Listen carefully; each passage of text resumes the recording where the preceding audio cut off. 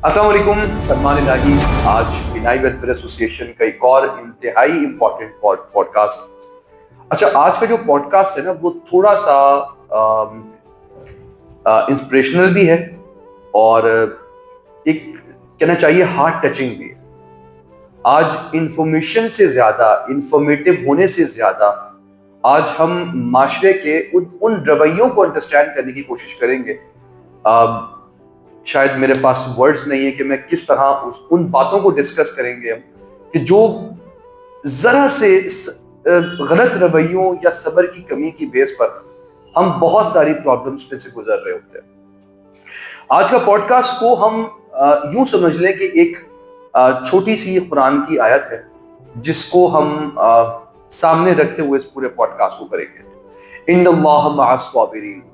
हमने बहुत दफा ये आयत यकीनन सुनी भी है, पढ़ी भी है, इसका तर्जुमा भी अंडरस्टैंड किया है कि बेशक अल्लाह सब्र करने वालों के साथ है। अच्छा, इस सब्र करने वाले ये दो तरह के लोग हैं। एक वो जो विक्टिम्स होते हैं और एक वो जो सब्र ना करने की बेस पर शायद उस क्रिमिनल एक्टिविटीज पर उतर आते हैं जिससे ना जाने वो शायद अपनी लाइफ भी तबाह कर देते हैं और बहुत सारे दूसरे लोगों को भी नुकसान पहुंचा बैठते हैं। तो यकीनन इसी चीज को अंडरस्टैंड करने और समझने के लिए आज का पॉडकास्ट है। हमारे साथ आज की जो शख्सियत है वो ऐसी शख्सियत है जो एसिड सर्वाइवर है, जिनके ऊपर तेजाब फेंका गया, एसिड फेंका गया। यकीनन उसके बाद लाइफ की क्या सूरत हाल होती है, क्या कंडीशन होती है, शायद ये हम अंडरस्टैंड नहीं कर सकते। हम सिर्फ सोच सकते हैं, हम सिर्फ बात कर सकते हैं, हम उन फीलिंग्स को शायद अंडरस्टैंड ही नहीं कर सकते। मैं सिर्फ ये सोचता हूं कि वो शख्स जिसने एसिड फेंका था उसके माइंड में क्या था, उसकी सोच क्या थी। क्या इंसान इतनी हिम्मत कर सकता है? क्या इंसान इतनी दरिंदगी पे उतर सकता है? यही वो चीजें आज हैं जो हमें डिस्कस करनी है। एक ऐसा शख्स जो आईटी स्पेशलिस्ट था, एक ऐसा शख्स जो जिंदगी के तमाम रंगों से लुत्फ उठा रहा था, इंजॉय कर रहा था लाइफ को, आज उसकी पूरी जिंदगी तब्दील हो गई। यकीनन ये एक तो मोटिवेशन है और अल्लाह की मदद है कि आज उन्होंने दोबारा नए सिरे से अपनी जिंदगी को ना सिर्फ स्टार्ट किया बल्कि आज वो अपनी जिंदगी के तमाम जो रंग हैं उसको एंजॉय कर रहे हैं। लेकिन वो शख्स जिसने ये घिनौना काम किया था वो आज कहां है? सलाखों के पीछे। तो आज हम मिलते हैं अहमद इकबाल साहब से। अहमद इकबाल साहब, अस्सलाम वालेकुम। अस्सलाम वालेकुम सर, कैसे हैं आप सुनाइए, तबीयत ठीक है आपकी? अल्हम्दुलिल्लाह, आपकी दुआएं। अहमद इकबाल साहब, यकीनन जब आपकी स्टोरी को हम लोग समझते हैं या अंडरस्टैंड करते हैं तो शायद हर सुनने वाले को उसके रोंगटे खड़े जाते हैं। आज पहला ये पॉडकास्ट है जिसमें मेरे पास वर्डिंग्स नहीं है, मेरे पास वर्ड्स नहीं आ रहे कि मैं किस तरह क्या डिस्कशन करूं और इन वर्ड्स को या उन फीलिंग्स को कैसे बयान करूं। यकीन कीजिएगा हम आपके बिल्कुल बचपन से लेके चलेंगे और इंशाल्लाह मैक्सिमम कोशिश करेंगे कि कवर करें। दो हमारे मेन ऑब्जेक्टिव्स होंगे आज के पॉडकास्ट के। पहला हम ये करेंगे, ये जानना चाहेंगे कि आपकी अपनी लाइफ कैसे थी और ये जो सारा इंसिडेंट हुआ उसको उसके हवाले से अवेयर होने की कोशिश करेंगे। यहाँ पर तमाम हमारे सामीन हाजरीन को अवेयर करने की कोशिश करेंगे। और दूसरा हम आपकी मोटिवेशन जानेंगे कि आपके अंदर मोटिवेशन कैसे आई और आपने अपनी लाइफ में अपने आप को दोबारा कैसे खड़ा किया। जरूर। तो अहमद भाई, सबसे पहले बताएं कि आप कहाँ, कराची में पैदा हुए? जी हाँ, मेरी पैदाइश शाह फैसल कॉलोनी कराची का ही है। ओके। और स्कूलिंग भी मैंने जो है शाह फैसल कॉलोनी में एक प्राइवेट स्कूल से मैंने एजुकेशन अल्हम्दुलिल्लाह किया 2007 में। अच्छा, बिल्कुल सही। और लास्ट क्या एजुकेशन आपने कहाँ तक हासिल करी? मैंने इसके बाद फिर इंटरमीडिएट किया गवर्नमेंट सुपर साइंस कॉलेज से, सही है, आईटी के अंदर, साइंस के अंदर। फिर मैंने यूआईटी में जो है सॉफ्टवेयर इंजीनियरिंग कंप्लीट किया अल्हम्दुलिल्लाह। ओके, बिल्कुल सही है। तो यानी कि आप कंप्यूटर एक्चुअली जो स्टूडेंट हैं वो आप कंप्यूटर लर्निंग के हैं, बिल्कुल आईटी के हैं। बिल्कुल सही है। तो क्या एज होगी जब ये इंसिडेंट हुआ है आपका? 24 साल मेरे इस वक्त एज थी। और रीजन क्या था, पीछे हुआ क्या? थोड़ा सा मुझे सारा पता है लेकिन मैं नाजरीन को बताना चाहूंगा नाज़रीन, थोड़ा सा मैं आपको पहले से बैकग्राउंड बता देता हूँ ताकि हम मजीद अहमद भाई से अंडरस्टैंड करने की कोशिश करेंगे। मेरा ख्याल है कि इस उम्र में, इस एज में, जो 20 साल, 22 साल, 24 साल की एज होती है, शायद ही कोई ऐसा लड़का हो या ऐसी लड़की हो जो एक मोहब्बत के जज्बे से ना गुजरा हो। सही है, मेरा ख्याल है कि मुझ समेत मैं समझता हूँ कि हर शख्स जो है वो इस जज्बे से जरूर गुजरता है। सही ना सर? बिल्कुल, ये बहुत खूबसूरत जज्बा होता है और ये आपकी जवानी का पहला जज्बा होता है जिसको आप बाकी दिल से आप उसको एंजॉय कर रहे होते हैं। लेकिन हाँ, अगर पाकीज़ा हो तो यकीनन ये बहुत जरूरी होता है। बिल्कुल ऐसा ही है। तो उस जज्बे में, उस जो कहना चाहूंगा कि जो इस जज्बे में इन्वॉल्व हुए अहमद भाई, चंद दिनों पहले मैं इत्तेफाक है कि एक ये जो टिकटॉक है उसकी वीडियो से मैं वीडियो देख रहा था, तो उसमें मुझे पहली मतलब पता लगा कि एक और लड़का जो कि बाइकिया पे सामान देने आया था, जी ऐसे ही सर, बिल्कुल ऐसे सामान देने आया था, डिलीवरी करने आया था इनकी मंगेतर के पास। बिल्कुल ऐसे और इनके मंगेतर के पास सामान देने आया, वहां उन्होंने इसको पसंद किया और जब उस लड़की ने इनकार किया कि मेरी अहमद से ही शादी हो रही है और मैं उन्हीं को पसंद करता हूं, तो उन्होंने इन पर एसिड फेंका, तेजाब फेंका, जिसके बेस पर आज अनफॉर्चुनेटली इनकी पूरी लाइफ चेंज हो गई। तो अहमद भाई प्लीज, मैं चाहूंगा कि पहले थोड़ा सा आप इसको डिस्क्राइब करें, फिर हम आगे लेके चलें। हाँ, अल्हम्दुलिल्लाह मेरी ज़िंदगी जो है खुशहाल गुजर रही थी और बहुत भरपूर ज़िंदगी में गुजार रहा था। बस जैसा कि आपने कहा कि मेरे जगह रिश्ता लगा था एक लड़की के साथ। मैं टीचिंग करता था, मैं केमिस्ट्री, फिजिक्स, मैथ्स और कंप्यूटर का टीचर था एक प्राइवेट स्कूल में। जिनके साथ मेरा रिश्ता लगा था, इंगेजमेंट हुई थी, वो भी उसी स्कूल में टीचिंग करती थी, मैथ्स की टीचर थी। हमें एक अच्छी अंडरस्टैंडिंग थी, अच्छी बातचीत थी, सलाह दुआ थी। और जब मैंने अपने घर वालों को बताया कि ये दूसरे को अच्छे से जानते हैं, तो मेरे घर वालों ने कहा कि इसमें क्यों ना तुम लोग आपका जिंदगी को आगे लेके चलो। मैंने उनसे बात की, उन्होंने भी इस चीज़ को जो है ना अच्छा कर दिया, समझ लिया। और उन्होंने घर वालों से बात की, उन्होंने कहा कि ठीक है, ऐसा तो गौरव पे आ जाए, कौन सा नहीं है। हमारे घर वाले गए, इज्जत के साथ रिश्ते लगे गए, दो लोग आए और अल्हम्दुलिल्लाह बातचीत तय हो गई। सब कुछ सेट था, मैं अपनी ज़िंदगी बसर कर रहा था, अपनी एजुकेशन में कंप्लीट कर रहा था। मैं चाह रहा था कि मेरी तालीम कंप्लीट हो, फिर मैं अच्छे जॉब करूँ, फिर इंशाल्लाह इस प्रॉपर शादी होगी इंशाल्लाह। बस होना यह था कि जैसा कि उस लड़के ने, जैसे कि आपने बताया, उस लड़के ने उस लड़की को देखा, ठीक है, प्रपोज किया, उसने मना कर दिया, ये कहकर कि जो है कहता मेरे गाल की हूँ, मैं कैसे कर सकती हूँ। फिर वो मेरे पास आया, मैंने कहा भाई देखो, बात ये है कि आप उससे रिश्ता भेजो, अगर वो एक्सेप्ट करती हैं तो मैं खामोशी से सबकी छोड़ दूंगा, मैं कुछ नहीं करूँगा, आज जाओ बात करो उनसे। वो गए, उन्होंने मना कर दिया।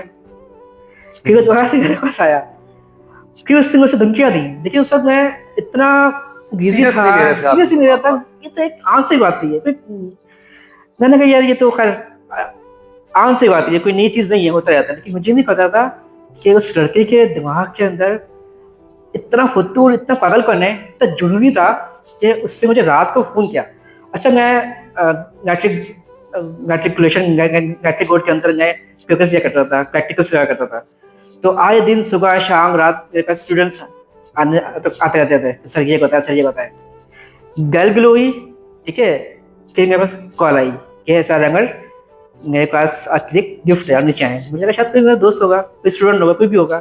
रात के 12:30 बजे मैं नीचे गया और जैसे ही मैंने डोर ओपन किया, उस लड़के के हाथ में तेजाब से भरा हुआ एक मग था। आनन फानन उसके चेहरे पे थ्रो किया और उसकी ये गलती थी या क्या थी, अल्लाह ताला की क्या दिमाग को डरा था, उसने वो मग में फेंक दिया और वो बैग लेके फरार हो गया। सर सलमान और आप लोग जो मुझे देख रहे हैं, सुन रहे हैं, आप भी समझें कि जिस तरह से अगर आप अपने हाथों के ऊपर बर्फ रखें और बर्फ जिस तरह से आहिस्ता आहिस्ता पिघलती है और वो नीचे गिरती है ज़मीन के अंदर और वो गायब हो जाती है, ख़त्म हो जाती है, चली जाती है, बह जाती है।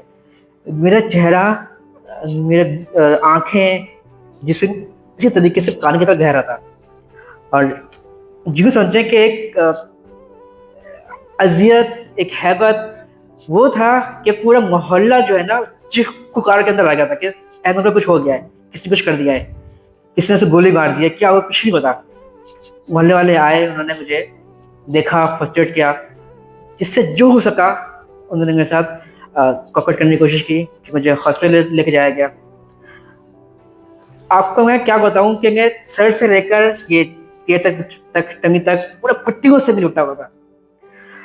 आप इस बात से अंदाजा लगाएं, डॉक्टर ने ये कहा था कि अहमद की डेली ड्रेसिंग चेंज होगी। अगर ये ड्रेसिंग चेंज नहीं होगी तो अहमद को सर्वाइव करना अहमद के लिए मुश्किल हो जाएगा, बहुत मुश्किल हो जाएगा।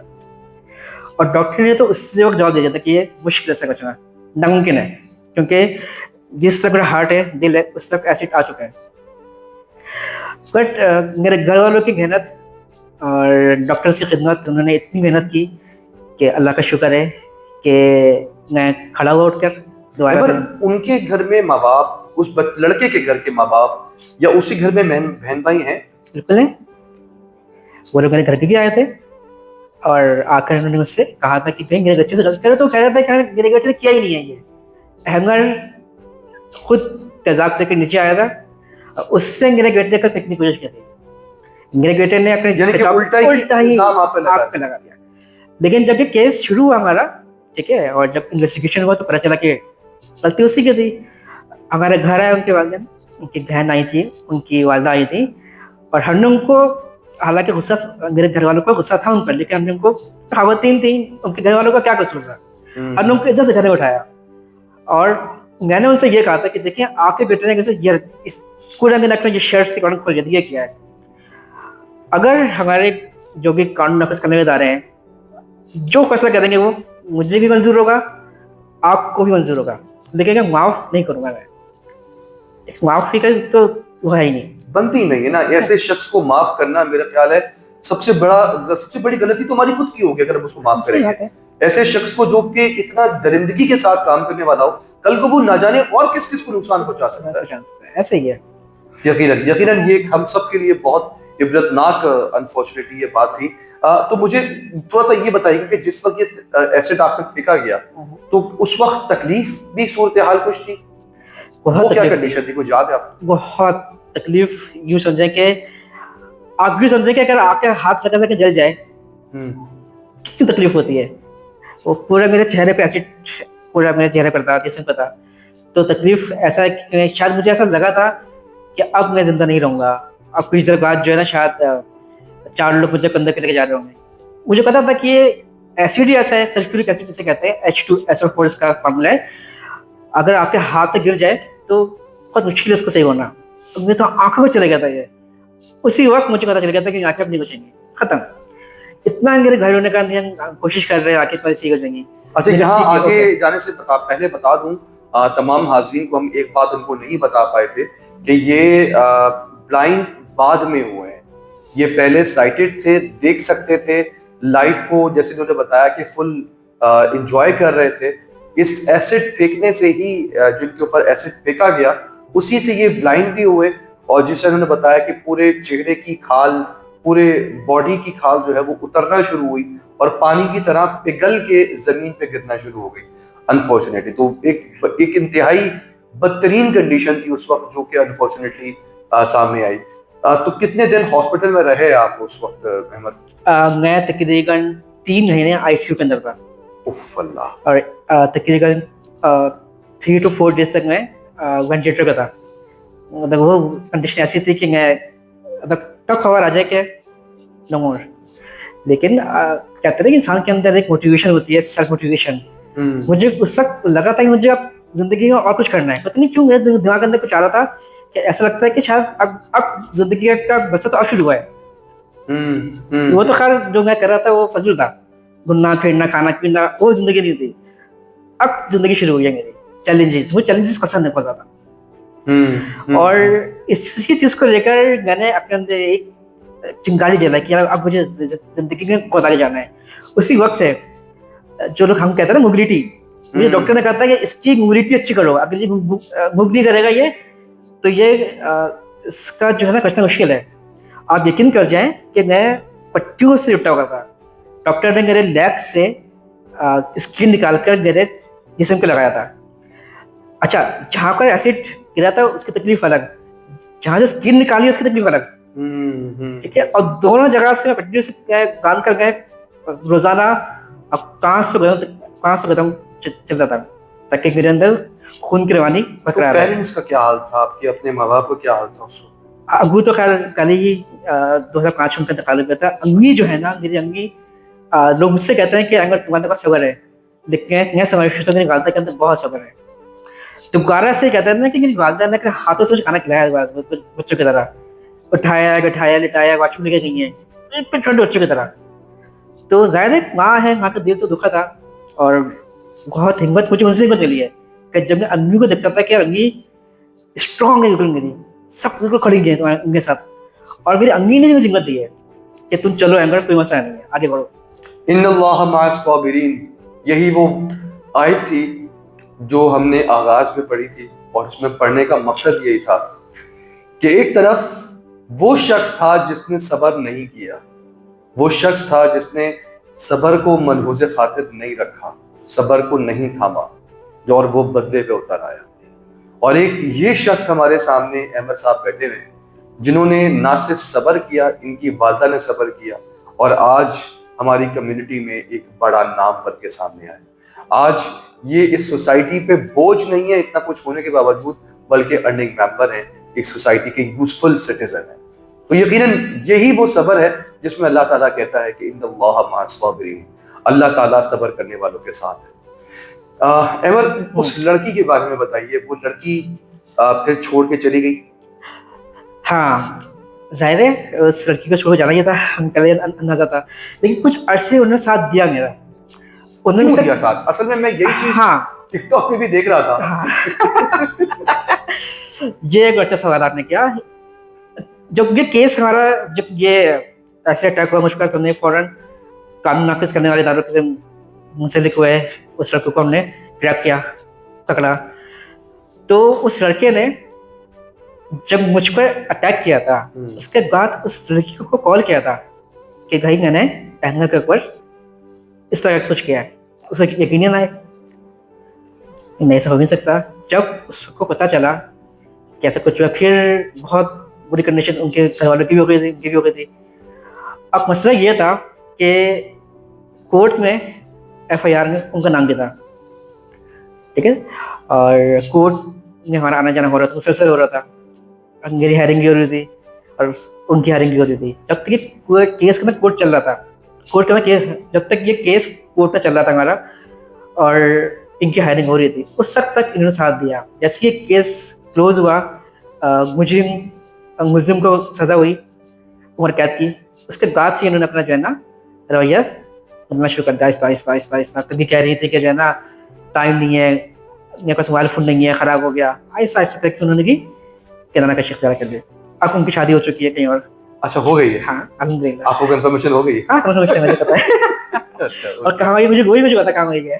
अच्छा, ओके ओके। अच्छा, दो चीजें हैं। पहले हम अभी क्योंकि हम लड़की के हवाले से ही बात कर रहे हैं, तो जो ये केस के दौरान आपके साथ आप बता रहे हैं कि वो चलती रही, तो अगेन मेरा सवाल वही है कि कुछ समझ आया कि वो क्यों इतने दिन तक चली साथ? इसीलिए ताकि जो है ना हम उनको जो है ना केस में नाम इन्वॉल्व कर लें।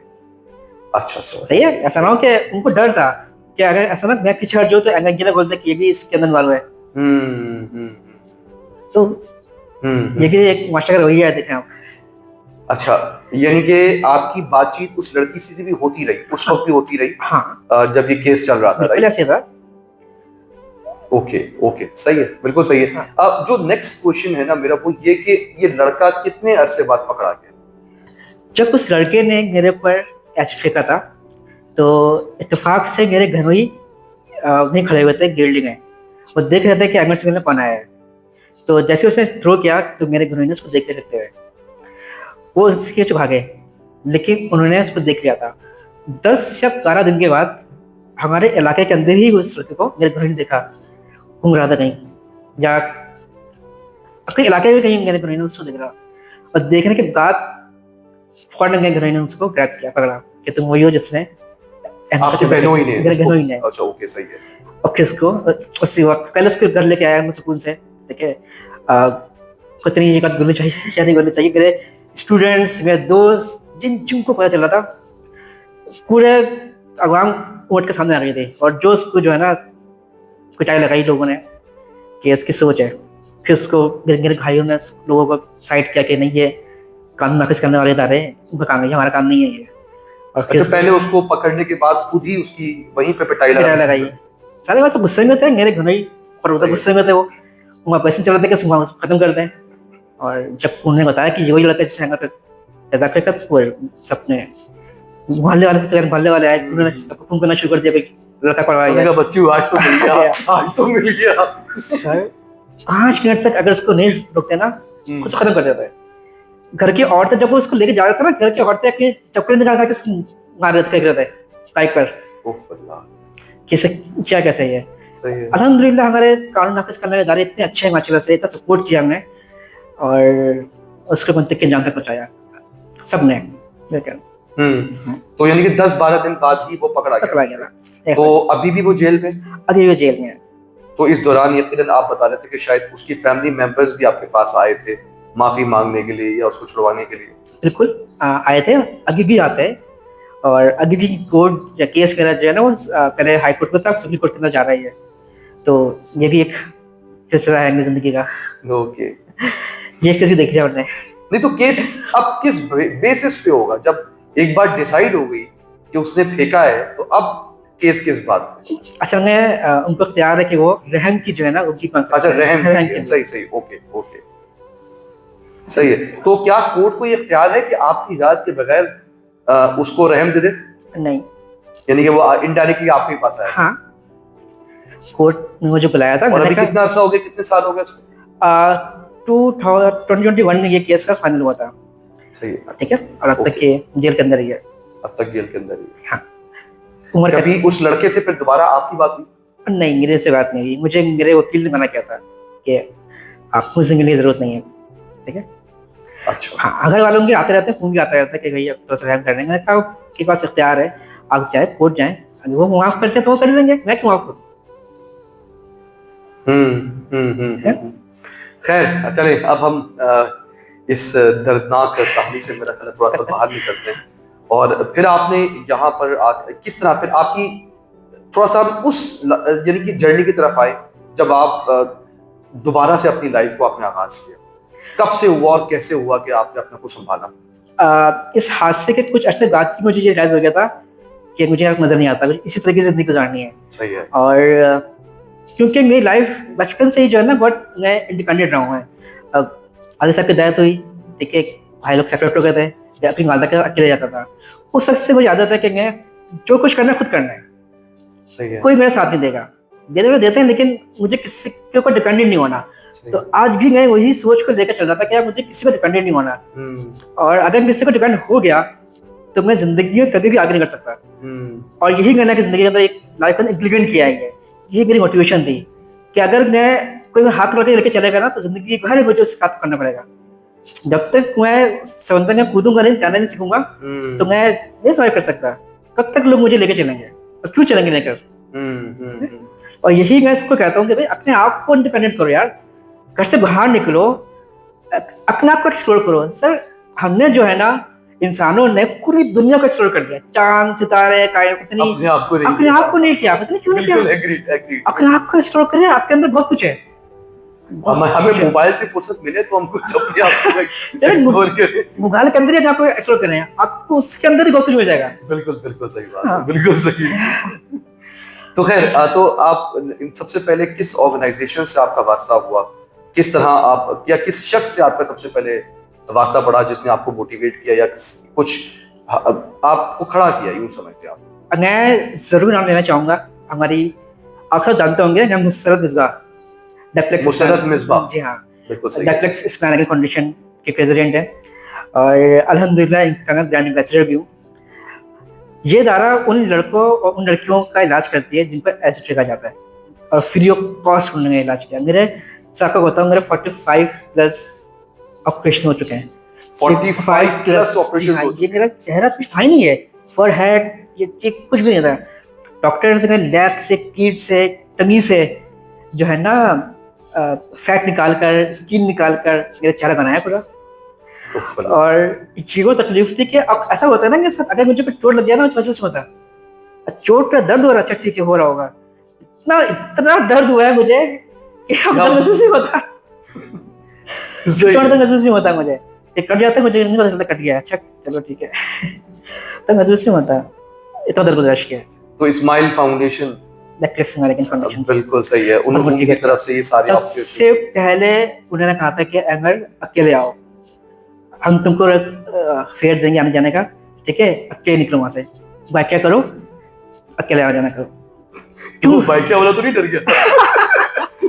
लेकिन क्या था फर्स्ट टाइम जब मैं निकला था बाइक वाला देख मुझे, हम जाएंगे अकेले जाएंगे, कोई कोई पिक कर लेगा, हमने कहा लेकिन साउंड यार तो एलियन नहीं हूँ, रोबोट नहीं हूँ मैं, चलो मुझे लेकिन मुझे पता कहाँ लेके जा रहे हैं आपने। मैं तो उस वक्त इमेजिन कर रहा हूँ उस टाइम वो बेचारे बाइक वाला। तो बड़ा मुझे बहुत हिम्मत मिली, ताकि जब मैं उनसे मिला वहाँ और लड़कियों को देखा, जली गई लड़कियां और वो जिंदगी जी रही हैं, हंस रही गा रही हैं, मैंने कहा यार ये लोग जी सकते तो मैं क्यों नहीं।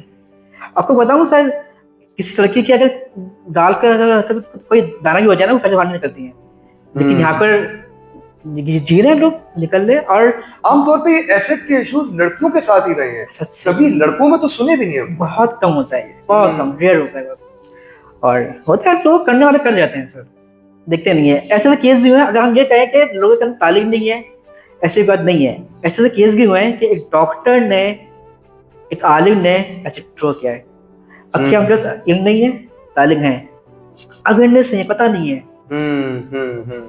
तो एमर ये बताएं कि फिर इस्माइल फाउंडेशन से आपके ऑपरेशंस हो गए, देन ऑपरेशंस के बाद आपने नेक्स्ट क्या स्टेप लिया? नेक्स्ट स्टेप मैंने कहा कि मैं अपने आप को इंडिपेंडेंट बनाऊंगा, मैं सीखूंगा किस तरीके से। लोग मुझे एक इदारे से मैं कनेक्ट हुआ था, लेकिन वहाँ बहुत से ब्लाइंड मुझे नजर आए, सब वहाँ जो ना ये टॉप बैक यूज कर रहे थे। हाँ नाम लूं? जी जी बिल्कुल। टैफ फाउंडेशन। टैफ अच्छा सही, ये तो इस्लामाबाद की मेरा ख्याल है। नहीं ये कराची की है। कराची की? हाँ ओके ओके। टैफ ने मुझे ऑनलाइन कोर्स करवाया, सारे टॉप बैक यूज कर रहे हैं, मैं एक भाई था आता ही नहीं कुछ, मैंने कहा यार मैं आईटी सेक्टर में कुछ नहीं आता। आईटी स्पेशलिस्ट जो है वो आज जीरो पे खड़ा हुआ है। बताओ जरा। तो वहां से मुझे लोग मिले कि उन्होंने मुझे इस्माइल लाइफ फाउंडेशन ने जी मुझे जो है ना इदारे से मिलवाया, नाव पीढ़ी की नाम लेना मसला तो नहीं है, सही है ना? हाँ बिल्कुल बिल्कुल, नाव पीढ़ी से उन्होंने मुझे मिलवाया। आर्टिस्टिक रीनर्स एक कंपनी है, उन्होंने मुझे एक गिफ्ट दिया लैपटॉप, यहाँ से तुम सीखो और जिंदगी आगे बढ़ो। सर मुझे 11 दिन लगे थे, 9 से 11 दिन मैंने टॉप बैक जॉज सीख लिया था मैंने।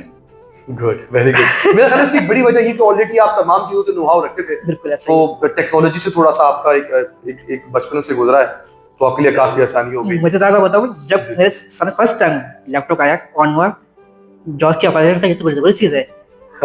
मुझे वर्ड उन्होंने जो इंस्ट्रक्टर थे उन्होंने कहा था यहाँ पर ना वर्ड है, मैंने डायरेक्ट डब्ल्यू प्रेस किया, वर्ड आ गया, एंटर किया, वर्ड खुल गया। वो इंस्ट्रक्टर ने परेशान हो गया, आपने पहले कोर्स किया ना? नहीं, फर्स्ट टाइम इस हाथ से बात ये देख रहा हूँ ये। मैंने कहा नाम आ जाता है टक टक एमआर का लिखा, मैंने कहा तो आता है मुझे, मसला ही नहीं है कोई। Good, very good. तो एवर जो हमारे पास नेक्स्ट इम्पोर्टेंट आपकी इंफॉर्मेशन है कि आपने फिर उसके बाद बिजनेस की तरफ आए, ये थोड़ा सा बताइएगा कि इस वक्त आप प्लास्टिक के हवाले से मेरे ख्याल है जो हैंगर्स होते हैं या इस तरह की डिफरेंट चीजें आप मैन्युफैक्चर कर रहे हैं। बिल्कुल ऐसा ही है। ये थोड़ा सा इसके हवाले से अगर ये पहले बिजनेस स्टार्ट कैसे हुआ और इस वक्त आप कर क्या रहे हैं? अच्छा, जब मैं लोगों से मुलाकात की मैंने जो चैलेंज पर्सन से, सबका साथ एक ही इशू था, नौकरियां नहीं हमारे पास, जॉब्स नहीं मिलती हैं। अच्छा मैंने कहा यार मुझे भी इनकी लाइन में आना है एक ना एक दिन, तो क्यों ना मैं रास्ता बदल लूँ है। जब मैं इस लोगों से मेरी मुलाकात हुई जो चैलेंज पर्सन से, जब मैंने देखा कि हर कोई जो है ना परेशान है, नौकरियां नहीं है, सोर्स ऑफ इनकम नहीं है, और मुझे भी लगा था कि शायद मुझे भी इन्हीं हालात से गुजरना पड़ेगा और टाइम बहुत ज़्यादा लग जाएगा। तो टाइम मेरे पास था नहीं, मैं क्या करता, मुझे शौक नहीं है कि घर के अंदर बैठूं। तो मुझे मेरे घर वालों ने, मुझे दोस्तों ने मोटिवेट किया कि क्यों ना तुम अपना काम करो, और मेरे अंदर एक बात थी कि क्यों ना मैं जॉब सीखा के बजाय जॉब क्रिएटर बनूं। तो मेरे घर वालों ने, मेरे फैमिली ने मुझे सपोर्ट किया, मेरे मेरे कारोबार को इसको रन करने में। मुझे सिखाया समझाया कि यार, क्योंकि मेरा प्रोफेशन ये है ही नहीं, मैं आईटी इंस्ट्रक्टर, टीचिंग, और अचानक से चेंज बिजनेस की तरफ। तो स्टार्ट में मुझे बहुत मुश्किल का सामना करना पड़ा था, नुकसान बहुत हुए थे मुझे। मेरे घर वालों ने मुझे बहुत सपोर्ट किया, और छोटे से मैंने स्टार्ट किया। मैंने पहले छोटा सा एक हैंगर्स बनाए, प्लास्टिक के कुछ प्रोडक्ट बनाए। मैंने इंटरनेशनल कंपनी से जाके मैंने उनको कहा कि ये प्रोडक्ट्स हैं, आप मुझसे परचेज करें। बहुत सी कंपनी ने ये कहा कि आप क्यों कर रहे हैं ये, हम आपको जो है ना हर पैसे दे देते हैं, हाँ, आपकी हेल्प कर लेते हैं, हेल्प कर देते हैं, आपकी फलाना एनजीओ चले जाएं, लेकिन कुछ करना ही नहीं है, ये तो चाहिए नहीं, आप मुझसे परचेज करें, थोड़ा सा परचेज करें, मुझसे करें आप। उनको ये चीज़ अच्छी लगी। ऐसा करते करते उन्होंने मुझसे मेरे प्रोडक्ट्स परचेज करने शुरू किए, और करते करते उन्होंने मुझसे पहले कम क्वांटिटी के लिए, फिर उन्होंने ह्यूज क्वांटिटी की बल्क से मुझे ऑर्डर देना शुरू कर दिया। इसी तरीके से मामला आगे बढ़े, और कराची में मैंने एक प्रोडक्शन हाउस स्टार्ट किया। कराची के बाद अल्हम्दुलिल्लाह लाहौर में मेरा एक प्रोडक्शन हाउस है। तो अपने आप को जो है ना, मैंने ये नहीं कहा कि यार मुझे बैठे रहना है या और लोगों की तरह मैं परेशान करता रहूँ कि यार मेरे पास नौकरी नहीं है। रास्ते हैं, हजार रास्ते हैं, हम उन रास्ते को चलते नहीं है। इसमें छोटा सा क्वेश्चन है मेरे लिए कि ये हैंगर बनते कैसे हैं? ये एक मशीन है, ऑटोमेटिक मॉडलिंग मशीन है, ठीक है। इसके अंदर जो है मेरे पास एम्प्लॉयज हैं, लेबर्स हैं, जो कि काम कर रहे होते हैं, जिनको मैं देख रहा होता हूँ, मतलब लीड कर रहा होता हूँ, और ट्रक मटेरियल में खरीदता हूँ, लाकर जो है ना प्लास्टिक जो है मटेरियल खरीदना पड़ता है। कराची में कहाँ से मिलता है मटेरियल? कराची में ये लालू खेत में है, ठीक है, एक मार्केट है। सही है। और आपका अपने ये कहाँ मशीन का लगी? मशीन लगी मेरी नॉर्थ कराची में। नॉर्थ कराची। यहाँ लालू खेत से आप मटेरियल खरीदते हैं, हाँ, वहाँ जाके आप वर्कर्स को देते हैं, वर्कर्स उस मशीन के थ्रू हैंगर्स डाई के जरिए डाई मशीन बनती है। फिर तो उन्होंने कभी जो कंपनीज हैं, उन्होंने फिर कुछ डिफरेंट कुछ आपसे विशेष की, यानी कि कुछ मैं वर्डिंग शायद मेरे पास नहीं आ रही, उन्होंने कुछ कहा होगा ना फिर कि हमें इस तरह के हैंगर्स चाहिए, इन कलर्स में चाहिए, कुछ डिमांड्स आई? बहुत डिमांड्स आती है मेरे पास, और कहा था कि यार ये बना के दें, ये बना के दें। मैंने अपनी जो है ना एक लिमिटेड रखी हुई चीज़ है कि मुझे इसको काम करना है और कुछ नहीं करना है। मुझे चीज़ें ज़्यादा होती हैं, सवाल नहीं पाऊंगा फिर मैं। तो मैंने अपनी जो है ना लिमिटेड प्रोडक्ट रखी हुई है, लिमिटेड कलर रखे हुए हैं, और उसी का काम कर रहा होता हूँ मैं, क्योंकि मुझे पता है मैं महदूद रहूँगा तो आगे बढ़ सकता हूँ। मैं ज़्यादा निकलेगा तो नहीं कर पाऊंगा आगे मैं। हाँ, कोशिश की है मैंने आहिस्ता आहिस्ता थोड़ी सी अपना ग्रो करने की। पहले छोटे छोटे क्लिप्स थे, फिर इसको मैंने हुक्स में ट्रांसफर किया, हुक के बाद फिर हैंगर्स की तरफ आया मैं, अब उसको मैं और आगे लेके जा रहा हूँ। इस तरीके से आपको मैंने आगे लेके जा रहा हूँ, वन बाय वन करके लेके आगे बढ़ रहे हैं। तो यानी कि आप बिजनेस को एक्सटेंड कर सकते हैं। तो अगर आपको लगता है कि आप बिजनेस को एक्सटेंड कर सकते हैं, तो यहाँ पर फिर मेरा नेक्स्ट क्वेश्चन भी बनता है कि अगर मिसाल के तौर पे कोई आपको इस हवाले से आपका पार्टनर बनना चाहे, आपको इस हवाले से कोई इन्वेस्टमेंट करना चाहे कि भाई आपके बिजनेस को हम एक्सटेंड करें, तो व्हाट डू यू थिंक, आप क्या चाहोगे, आप क्या यहाँ पर कहना चाहोगे? बिल्कुल है, अगर मुझे लगेगा कि हाँ यार, आप किसी के ताउन से मेरा बिजनेस और मजीद एक्सटेंड हो सकता है, क्यों नहीं, आगे बढ़ेंगे इंशाल्लाह। और मेरा प्लान ये है कि मैं अपने प्रोडक्ट्स को बाहर एक्सपोर्ट करूँ, क्योंकि मेरे कुछ प्रोडक्ट ऐसे भी हैं जो बाहर जाते भी हैं। जर्मनी और ताइवान में मेरे हैंडल्स जाते हैं यहाँ से, पाकिस्तान से। Okay okay, very good. तो नहीं, तो ये मशीन तो एक और की जरूरत नहीं पड़ेगी आपको, मेरा ख्याल है? नहीं, मशीन की जरूरत नहीं है। मशीन की जरूरत नहीं है। तो उससे आपको तो फिर मेरे ख्याल है मजीद वर्कर्स की जरूरत होगी। वर्कर्स की जरूरत पड़ती है मुझे, हाँ, लेबर चाहिए होती है मुझे। अगर ऐसा है कि मेरे पास अब अक्टूबर नवंबर से मेरे पास लोड आना शुरू हो चुका है। लोग अब लाके मुझे प्रोडक्ट दे रहे हैं, क्या नहीं चाहिए बना के दें। तो मेरे पास काम बहुत है, लेकिन लोग नहीं है, इतना स्केड्यूल बहुत बिजी हो गया मेरा। अब यही चीज़ को देखकर मैंने कहा कि पूरे पाकिस्तान में मेरे प्रोडक्ट जा रहे थे, फैसलाबाद में जा रहे थे, तो मैंने फिर लाहौर में जो है ना ये प्रोडक्शन हाउस स्टार्ट किया, ताकि वहाँ से पंजाब के अंदर ये माल सप्लाई हो जाए आसानी से। गुड अहमद, हम अब एंडिंग की तरफ जा रहे हैं। थोड़ा सा ये बताइएगा कि अब क्या ड्रीम है, क्या ख्वाब है? हाँ, ख्वाब बहुत सारे हैं मेरे। अभी उस क्वेश्चन पे नहीं आ रहा मैं कि कौन ख्वाब है।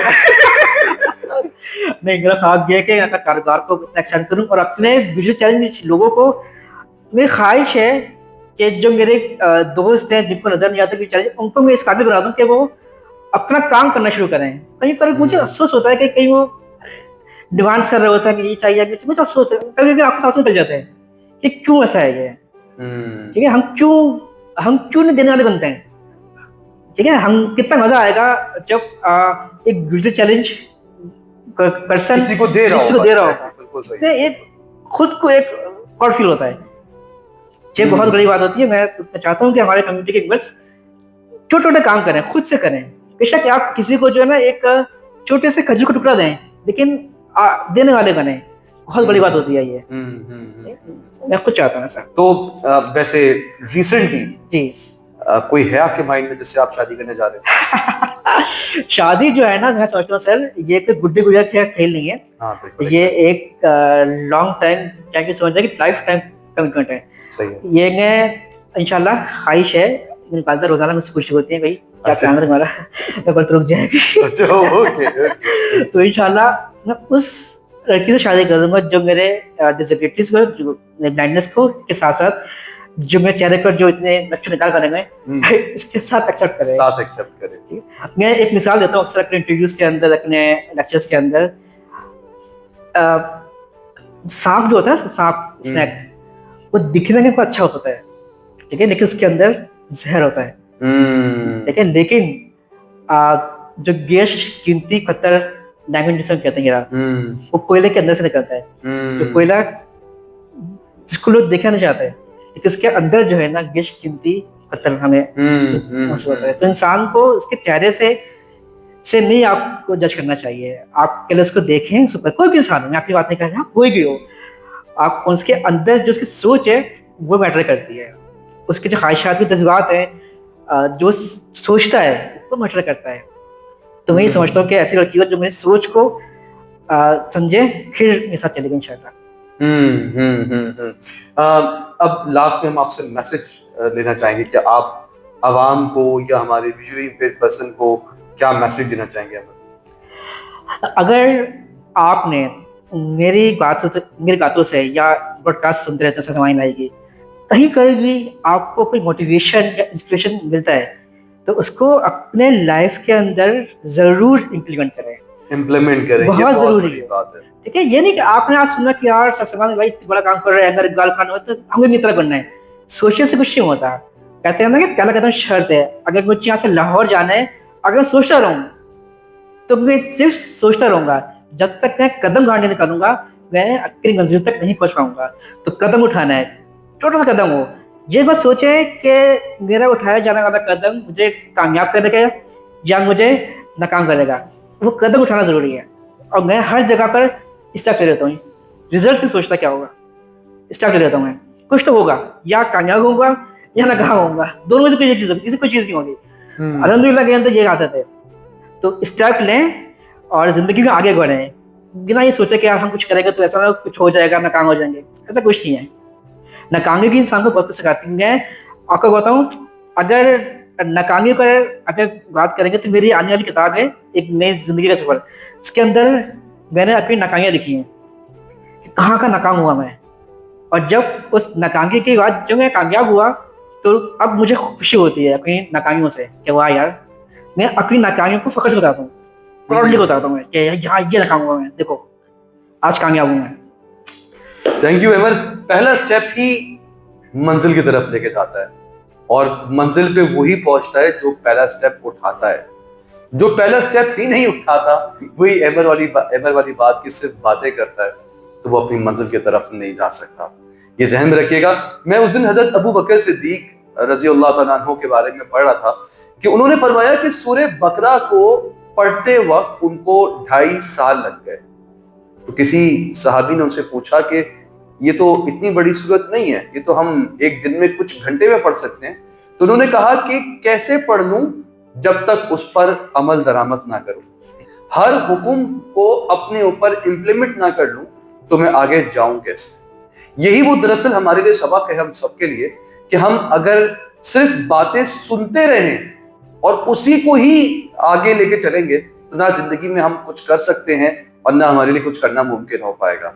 हर उस अच्छी बात को जो हम सुन रहे हैं और जिसको हम एक्सेप्ट भी कर रहे हैं कि हाँ ये अच्छी बात है, जरूरी है कि उसको अपने ऊपर इंप्लीमेंट करें, जरूरी है कि उसको अपने ऊपर अपनाएं, तो ही यकीन कीजिएगा कि उस अच्छी बात का कोई फायदा हो पाएगा। यही बात अभी अहमद ने भी बोली थी और मैं इसको वैलिडेट करता हूँ मेरे सवाल में बिल्कुल इस हवाले से। सेकेंडली, जिस तरह इन्होंने कहा कि आप उठिए जरूर, आगे बढ़िए जरूर। वही लोगों को अल्लाह की हेल्प, अल्लाह की मदद मिलती है जो आगे बढ़ने की कोशिश करते हैं, हिम्मत करते हैं। लोग भी आपको मिलते हैं आपकी मदद करने के लिए, अल्लाह भी आपकी मदद करता है। ये दुनिया की जो कुदरत है वो आपको फिर आगे बढ़ाती है। इंशाअल्लाह ताला इस सेंटेंस के साथ हम इख्तिताम करते हैं आज की पॉडकास्ट का। यकीनन बहुत सारी जगहों पे पहली मर्तबा ऐसा हुआ है कि शायद मेरे लिए बोलना मुश्किल हो गया था। मैं दुआगो हूं कि अल्लाह हम सब के अंदर सब्र अता फरमाए और हम सबको एक दूसरे की रिस्पेक्ट करने की तौफीक अता फरमाए। हमें एक दूसरे की ख्वाहिशात, एक दूसरे की पसंदीदगी, इन सब को एक्सेप्ट करने की तौफीक अता फरमाए। हम उस लड़की के लिए भी दुआगो हैं कि जो इनके साथ अपनी लाइफ को कंटिन्यू नहीं कर पाई, अल्लाह उसको भी कहना चाहिए हिदायत अता फरमाए और उसको एक अच्छी जिंदगी अता फरमाए इंशाअल्लाह ताला। और ऐसे तमाम वो लड़के जिन्होंने इस तरह किया, अल्लाह या तो उनको हिदायत दे कि आइंदा कोई ऐसा वाकया हमारे सामने ना आए, और अगर यकीनन उस शख्स को हिदायत नहीं मिल सकती तो मैं समझता हूँ कि फिर हमारे कानून नाफिज करने वाले जो अफराद हैं वो उन्हें ना छोड़ें ताकि अहमद जैसा दूसरा केस हमारे पास सामने आ। बहुत शुक्रिया।